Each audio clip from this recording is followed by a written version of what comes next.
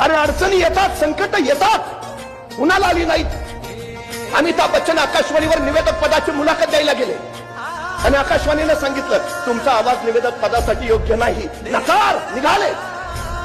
मग आता आपण आपल्या आयुष्यात काहीच करू शकत नाही, रडत बसल्या अमिताभ.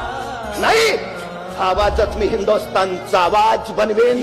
आज आवाजाचे बेताज बादशाह म्हणून अमिताभ बच्चनचं नाव घेतलं जातं. कुणी काही म्हणू दे तुम्हाला, तुला जमणार नाही. लय शामेस, तुला जमणार नाही, मला जमेल.